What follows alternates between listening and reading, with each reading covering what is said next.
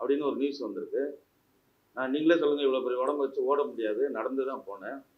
அதுக்கு காரணம் என்ன அப்படின்னா, அன்னைக்கு வந்து ஒரு குரூப் கேள்வி கேட்க வரல. கேள்வி கேட்டால் நான் எவ்வளோ பெரிய கேள்விக்கு எத்தனையோ பதில் சொல்லியிருக்கோம், எத்தனையோ ப்ரெஸ் மீட் பார்த்துருக்கோம், எத்தனையோ மணி நேரம் மணிக்கணக்கில் நான் மேடையிலே பேசியிருக்கேன். எவ்வளோ நேரம் வேணால் பேசலாம், கேள்வி கேட்டால் பதில் சொல்லலாம். ஆனால் அன்னைக்கு பிரச்சனை பண்ணணும்னு வந்தாங்க ஒரு சில பேர். அப்போ நான் வந்து ஒரு ப்ரொடியூசர் ஃபர்ஸ்ட் டைம் அந்த படத்துக்கு வந்து ஒரு ப்ரெஸ் மீட் வைக்கிறாரு, செலவு பண்ணி வைக்கிறாரு. அந்த ப்ரெஸ் மீட்டு ஸ்பாயில் ஆகிடக்கூடாது, அது வார்த்தைகள் வந்து அவங்க பேசுறதுல வந்து எதுவும் அது விபரீதம் ஆகிடக்கூடாது, பிரச்சனை ஆகிடக்கூடாதுன்றதுனால நான் மௌனமாக அந்த இடத்த விட்டு கலைஞ்சி பின்னாடி நம்ம பத்திரிகை நண்பர்கள்கிட்ட இதுக்கான ஒரு விளக்கம் கொடுக்கலாம் ரிலீஸ்க்கு முன்னாடின்னு சொல்லிட்டு, நாளைக்கு படம் ரிலீஸு, அந்த விளக்கத்தை தான் இப்போ நான் உங்களுக்கு கொடுக்குறேன். என்னன்னா, நான் வந்து ஒரு 27 வருஷமா இருக்கிறேன், ஒரு 19 படம் பண்ணியிருக்கேன். இதுவரைக்கும் எனக்கு லைஃப்ல கேரியர்ல இந்த மாதிரி திருட்டு, இந்த காப்பி அடிச்சிட்டாரு, அந்த மாதிரி எந்த கெட்ட பேரும் கதையா இருக்கட்டும் எதுவாக இருக்கட்டும் அந்த மாதிரி வந்ததே கிடையாது. 20 படம் பண்ண நான் எத்தனையோ படத்துக்கு கதையை எழுதியிருக்கேன், வசனம் எழுதியிருக்கேன். என்னோட படம் ரீமேக் வந்து சார்லி சாப்ளின் ஒரு படம் வந்து எல்லா மொழியிலையும் ரீமேக் ஆகிருக்கு. அவ்வளோ சாதனை பண்ண நான் ஒருத்தரோட பாட்டை வந்து திருடுற அளவுக்கு நான் ஒரு கேவலமானவன் சத்தியமாக கிடையாது. அது எனக்கு அவசியமே கிடையாது. பேசிக்காக நான் வந்து முட்டாள் கிடையாது. நான் நல்ல டயலாக் ரைட்டர், எத்தனையோ படங்களுக்கு வசனம் எழுதியிருக்கேன். இதில் உள்ள பாட்டெல்லாம் வந்து கிட்டத்தட்ட வசனம் மாதிரி தான் இருக்கும். அந்த மாதிரி ஒரு பாட்டை வந்து ஒரு லொல்லாவும் ஒரு கிண்டலாகவும் நக்கலாகவும் இருக்கிறதுனால அந்த பாட்டை நானும் மியூசிக் டேரக்டரும் சேர்ந்து உட்காந்து அப்படியே தீட்டி அதை உருவாக்கணும். ரெண்டாவது, அவர் வந்து தம்பி வந்து ஜெகன் வந்து என்னுடைய தம்பி மாதிரி தான். அந்த படத்தில் வந்து ப்ரொடக்ஷனில் இருக்கார். அவரை நான் இதுவெல்லாம் சொல்லலை, ஆர்வக்கோளாறு ஏதோ வந்து பண்ணுறாரு. அவர் வந்து ப்ரொடியூசர் சொன்னார், இந்த மாதிரி வந்து அவருக்கு பாட்டு எழுதுகிற வாய்ப்பு கொடுங்க அப்படின்னு சொன்னார். நானும் சரி ஓகே, அவர் எழுதின கவிதை புக்கெல்லாம் காமிச்சார். நானும் அதை ஆனஸ்டாக அக்செப்ட் பண்ணிவிட்டு அப்போ ஆனந்த விகடன் வந்து அப்போ வந்து ஒரு நியூஸ் கொடுக்குறோம். அந்த நியூஸில் வந்து அப்போ அந்த படத்துக்கு டைட்டிலே வந்து செஸ், படம் பேர் அப்போ செஸ். அப்போ மியூசிக் டைரக்டர் வந்து சாம் சிஎஸ். அப்போ வந்து இவர் எல்லா பாட்டும் எழுதுறாரு, இதில் பர்டிகுலராக ஒரு பாட்டு எழுதுறாரு, நம்ம பூஸ்ட் பண்ணி அன்னைக்கு தேதியில் ஒரு நியூஸ் சொல்கிறோம். இப்போ எத்தனையோ படத்தில் வந்து ஒரு நியூஸ் வரும், அதில் இப்போ சாம் சிஎஸ்ன்னு வந்திருக்கு. அப்போ சாம் சிஎஸ் வந்து இப்போ இந்த படத்துக்கு நான் தான் மியூசிக் டைரக்டர்னு வர முடியுமா? எத்தனையோ படங்கள், எத்தனையோ அது வந்து மாற்றங்கள் வரும். நான் வந்து அதே மாதிரி இந்த படத்துக்கு வந்து சினேகன் பாட்டு எழுதியிருக்காரு, விவேகா பாட்டு, அதெல்லாம் வந்து எனக்கு செட் ஆகலை. அவங்க நல்ல கவிஞர்கள். ஆனால் இந்த படத்துக்கு இந்த சிச்சுவேஷனுக்கு சினேகன்கிட்ட கேளுங்க, நீங்கள் விவேகாட்ட கேளுங்க, செட் ஆகாமல் எனக்கு என் கதைக்கு என்னோட பாட்டோட மூடுக்கு அஸ் அ டைரக்டராக எனக்கு எது விரும்புகிறோமோ அதான் வைக்க முடியும். ஸோ அவர் எழுதுன செட் ஆகலை. நான் அவரை தப்பு சொல்ல, அவர் திறமை இல்லைன்னோ நான் அவரை எந்த விதத்தில் நான் குறைச்சி மதிப்பில்லை. எனக்கு என் கதைக்கு அது செட் ஆகலை. எனக்கு செட் ஆகுற மாதிரி நான் எழுதிக்கிட்டேன். நானும் மியூசிக் டைரக்டர் அண்டர்ஸ்டாண்டிங்கோட ஒர்க் பண்ணிக்கிட்டோம். நீங்கள் மியூசிக் டைரக்டர் கேளுங்க, ஒவ்வொரு வரியும் இதில் வந்து இப்போ ஒரு உதாரணம் சொல்கிறேன். அவர் என் கூட இருந்தார். எனக்கு வந்து இப்போ ஒரு உதாரணம் சொன்னால், ஒரு கதை பண்ணுறோம், அதில் 4 அசிஸ்டன்ட் டைரக்டர் வராங்க. இப்போ நம்ம பெருந்துளசி பழனிவண்ணன் இருக்கார். இப்போ இந்த கதை, இதே கதைக்கு வந்து ஸ்டோரி டிஸ்கஷனுக்குன்னு கூப்பிட்றோம். ஒரு கதையை நான் உருவாக்குறேன். எப்பயுமே ஒரு கதை பண்ணும்போது ஒரு 10 பேர்கிட்ட அது கலந்துரையாடல் பண்ணுவோம். இது ஒரு கதையை நான் உருவாக்குறேன். அப்போ பெருந்துளசி பழனிவண்ணன் கூப்பிட்றேன். அவர் வந்து ஒரு சீன் சொல்கிறார், 2 சீன் சொல்கிறார். ஓகே, அந்த சீன் படத்தில் கூட வரலாம். ஆனால் அதுக்காக இது ஏன் கதைன்னு அவர் சொல்ல முடியாது. அதே மாதிரி இப்போ நம்ம நண்பா என்ன மறந்துட்டேன் நான் எழுதின ஒரு சூப்பர் ஹிட் பாட்டு, நம்ம மதுரை செல்வம் தான் என் கூட அந்த கம்போசிங்கில் இருந்தார். அவர் ஒரு வரி சொல்கிறாரு, அந்த ஒரு வரினால இது ஏன் பாட்டுன்னு சொல்ல முடியாது. இப்போ மியூசிக் டைரக்டர் அஸ்வினே இதில் 4-5 வரி சொல்லியிருக்காரு.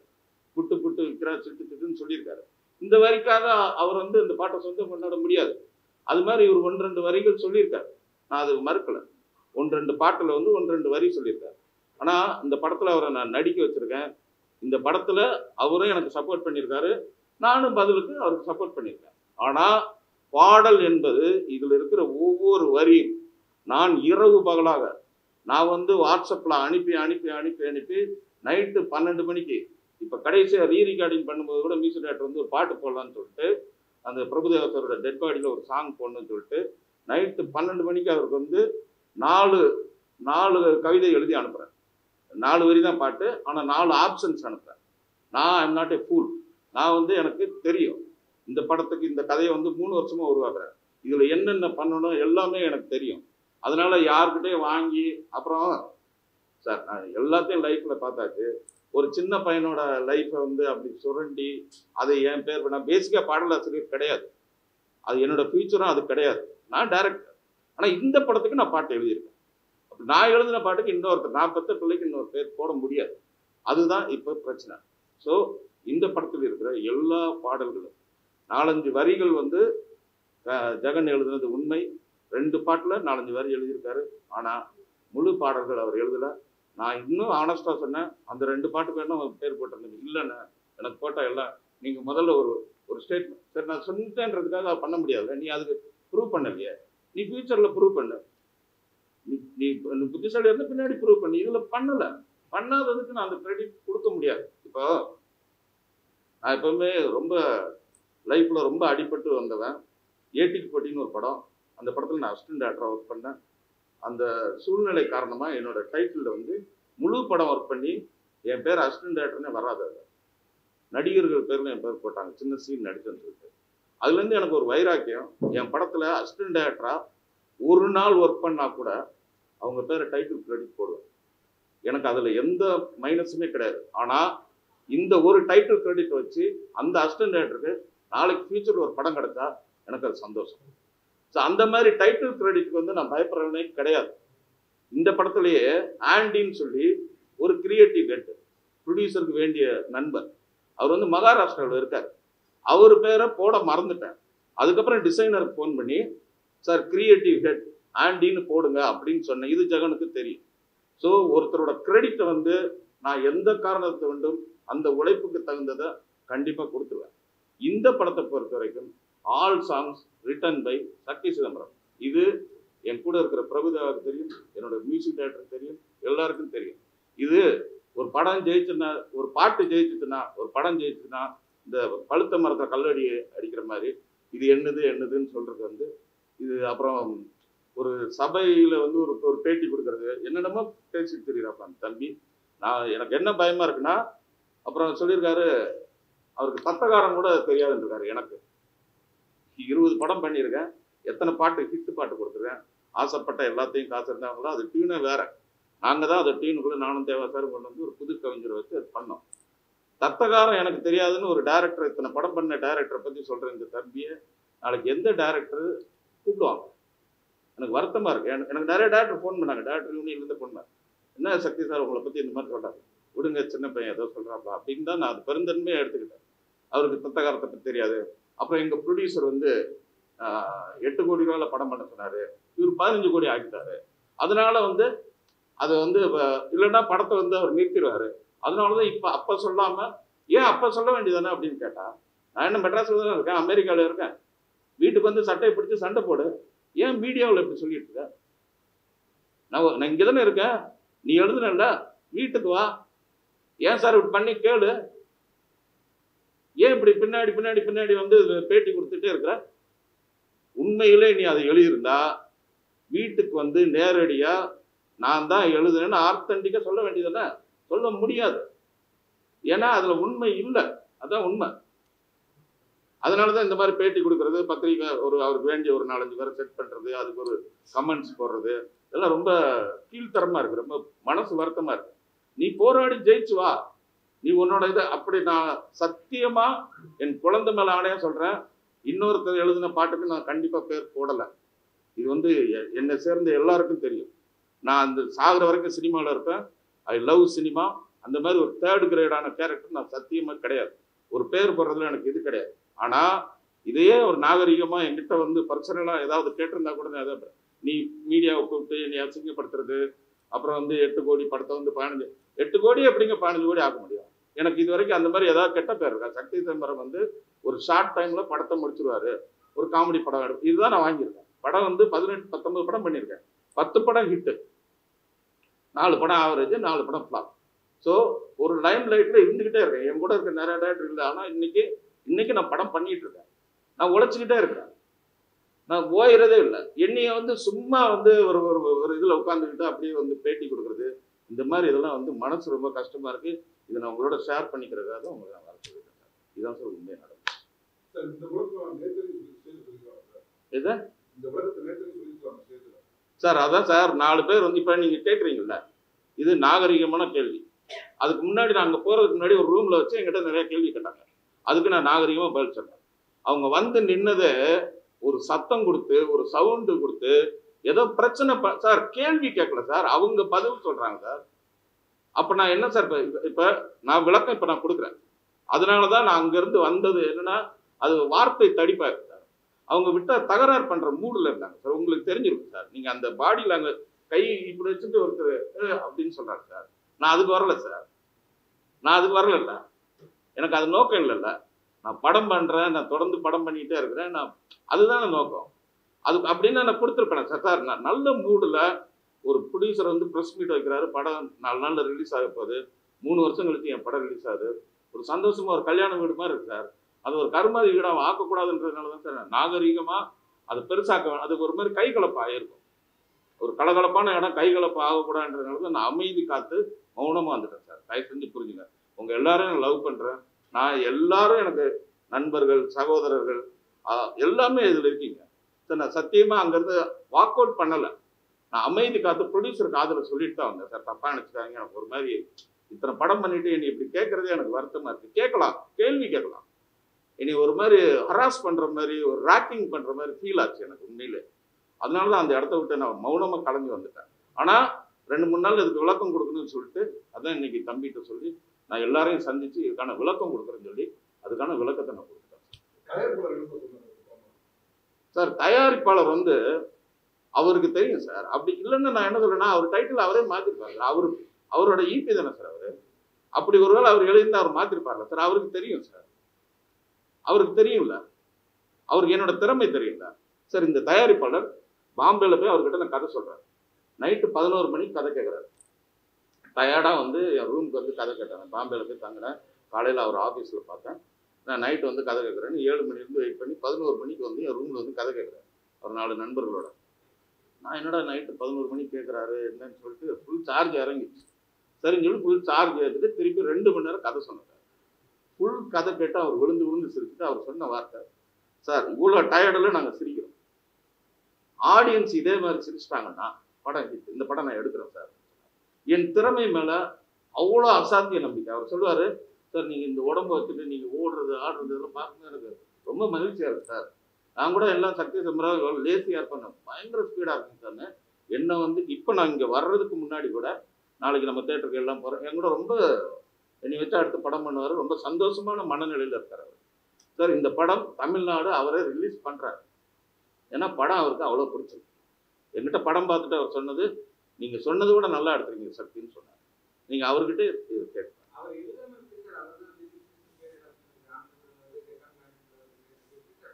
சார். அதே இப்போ நான் சொன்னேன் சார், ஆனந்த விகடன் வந்து நான் கொடுத்த பேட்டி தான் சார். இப்போ செஸ்ன்னு தான் அதுக்கு டைட்டில் வச்சோம் சார். சாம் சிஎஸ் தான் அதுக்கு மியூசிக் சார். முதல்ல எல்லா பேருமே மாறி இருக்கும். முதல்ல தேவயானி நடிக்கிறதா இருந்துச்சு, நிறைய மாற்றங்கள் இருக்கும். KS ரவிக்குமார் நடிக்கிறாங்க, அந்த கேரக்டர் இப்போ நான் நடிச்சிருக்கேன். அந்த மாதிரி கொடுத்ததுல அது வந்திருக்கு, அவ்வளோதான். அதான் சார், அதுதான் டெக்கான் கிரானிக்கல் சார். எதில் கொடுத்துருங்க நான் தான் சொல்கிறேனே, அதை நான் தானே கொடுத்தேன். அப்போ நான் அது ஓகேன்னா ஓகே பண்ணிடுவேன்ல. ஓகே இல்லைல்ல, அதுதானே இவ்வளோ நேரம் நான் விளக்கம் சொல்லியிருக்கேன் சார். அது வந்துருச்சுங்கிறதுக்காக அது இது கிடையாது சார். அது இப்போ ஒரு படத்தில் உங்களுக்கே தெரியும், இந்த படத்தில் இந்த ஹீரோ நடிக்கிறான்னு வரும். கொஞ்ச நாள் கழிச்சு இப்போ வணங்கான்னு ஒரு படம், அது வந்து முதல்ல யார் ஹீரோன்னு உங்களுக்கு தெரியும், அதுக்கப்புறம் இப்போ யார் ஹீரோன்னு தெரியும். இப்போ அதுக்காக சூர்யா சார் வந்து ஏன் இதுன்னு அப்படி அது இல்லை. சினிமா ஃபைனலாக எண்டு ப்ராஜெக்ட் என்ன ப்ராடக்ட் என்னங்கிறத வச்சு தான் இருக்குது. எண்டில் ஒரு டேரக்டர் என்ன டிசைட் பண்ணுறான்றது. நான் இத்தனை படம் பண்ணியிருக்கேன், என்னோட டெசிஷன் இது. எனக்கு இந்த பாட்டு இப்படி இருந்தால் கரெக்டாக இருக்கும், ஆடியன்ஸ் ரீச் ஆகும்னு எனக்கு ஒரு மைலேஜ், எனக்கு ஒரு ஆடியன்ஸோட பல்ஸுக்கு நான் பண்ணியிருக்கேன்.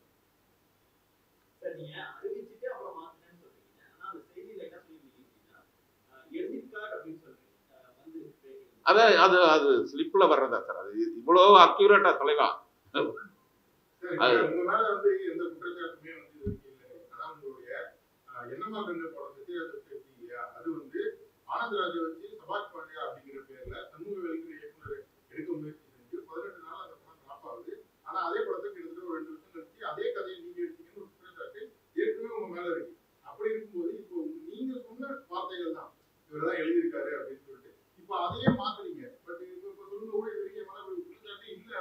சார் அந்த மாதிரி இல்ல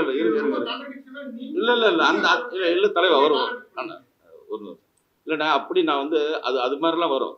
இப்போ இந்த சார்லி சாப்ளின் படம் பண்ண இல்லையா, அது வந்து யாருக்கு மாப்பிள்ளை யாரோன்னு ஒரு படத்துல இருந்து அடிச்சதுன்னு சொல்லி வந்துச்சு.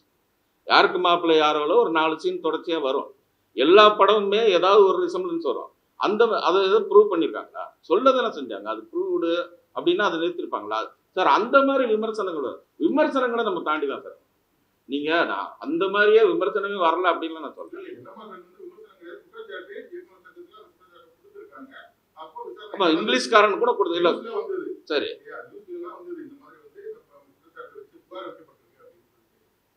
அந்த புகார் நிரூபிக்கப்படலையா சார்? குற்றச்சாட்டு யார் மேல வேணா யார் வேணா கல்லறி நிரூபிக்கப்பட்டிருக்கான்னு கேட்கிறேன்.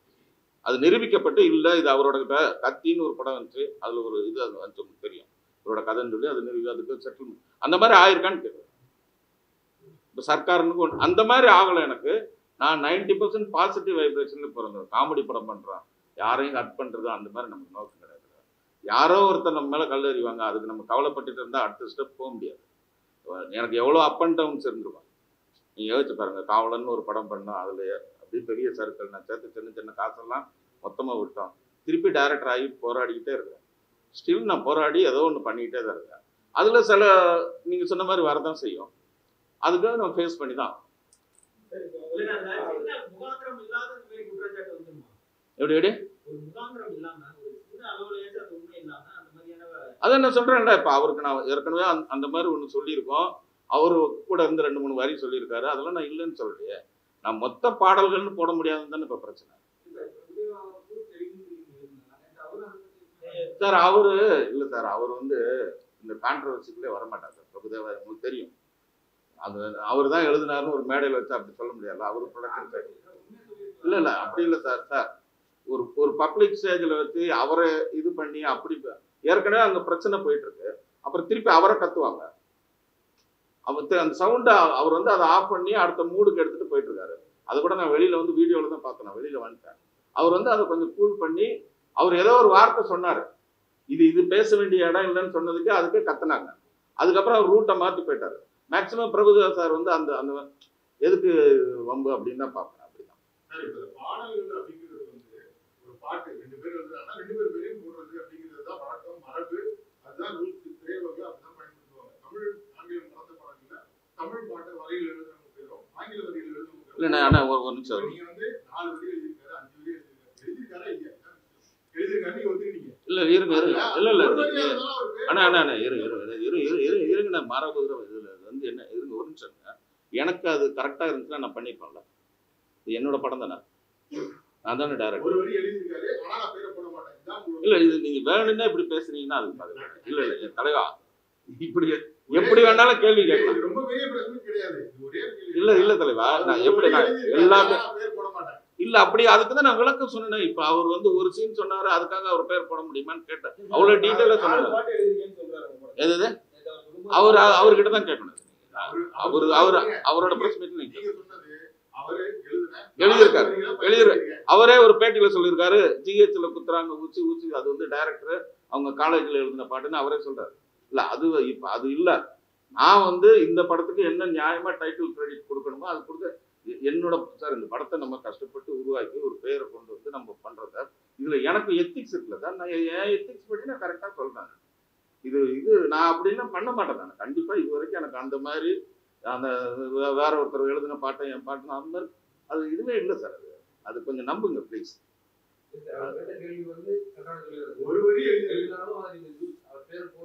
இல்லையே அப்ப அதுதான் அது அவ்வளவு குழந்தைக்கு சொன்ன மாதிரி சொன்னேன். அவர் ஒரு சீன் சொன்னா அப்ப வந்து கதை போடுவீங்களான்னு இல்ல அதான் சொன்ன. மதுரை செல்வம் வந்து நண்பா என்ன மறந்துட்டேன் 4 வரி சொல்லுங்க சார். அது என்னோட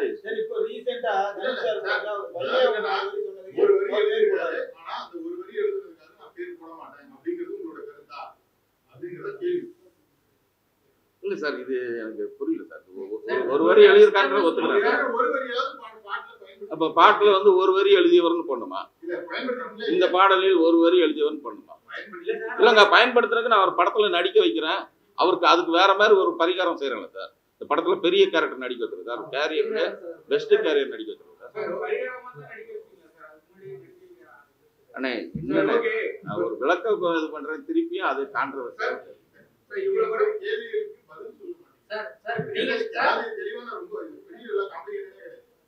அவர் ஒரு வரி எழுதியிருக்காரு, அவர் எழுத ஒரு வரியை நான் பயன்படுத்திருக்கேன், ஆனா அந்த ஒரு வரிக்காக என்னால பேர் போட முடியாது அப்படிங்கிறது தான் நீங்க எடுத்துக்க ஸ்டாண்டா? ஆமா. வேற ஏதாவது கேள்வி இருக்கா? படத்துல ஈபி அவர் வேண்டான்னு சொல்றாரு. நீங்க இவ்வளவு படம் பண்ணிருக்கீங்க, நிறைய பேர் வந்து இருக்கீங்க, இந்த ஒரு சாங்குக்காக நீங்க விட்டு கொடுக்க மாட்டேங்க, எதனால, என்ன ரீசன்? இல்ல விட்டு கொடுக்கல சார், நான் எழுதின பாட்டுக்கு நான் என் பேரை போட்டது இல்ல, வளரும் கலைஞர் அப்படி நான் எழுது என் உழைப்புக்கு நான் இன்னொருத்தர் பேர் பாரு, நான் இது ஒவ்வொரு வரியும் நான் எழுதுன்னு எழுத்து சார். இது ஏன் விட்டு கொடுங்கன்னு சொன்னா இது என்ன பிரச்சனை? யாரோ ஒருத்தர் ஒரு அசிஸ்டன்ட் டைரக்டர் கஷ்டப்படுற, நீ டைரக்ஷன் பேர் போட்டுருக்கன்னு சொல்ல முடியுமா? இது எனக்கு தானே சார் தெரியும், அந்த வழி என்னன்னு எனக்கு தெரியும். நான் பாட்டை எழுதியிருக்கேன். அது எது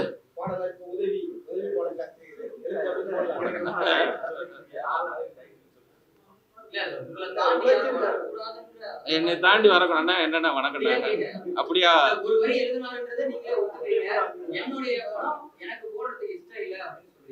சார் இது என்ன சார், ஒரு வரி எழுதினாருன்றதை ஒத்துக்கிறேன் சார். தனி மனித விரோதம்லாம் அவர் மேல அந்த தம்பி வளரக்கூடாதுன்னு நான் நினைக்கிறவனே கிடையாது. அவர் இல்ல அவர் வளர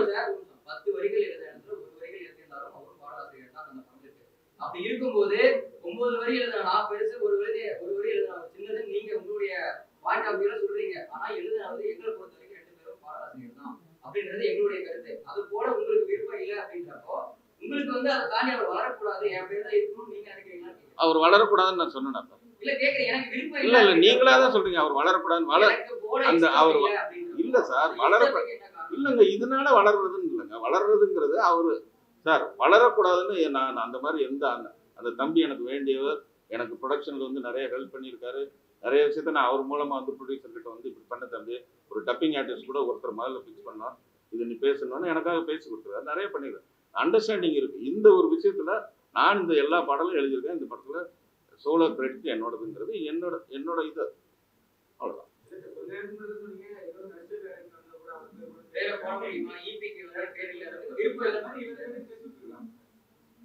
இல்ல ஏன் இது இவ்வளவு தலையா?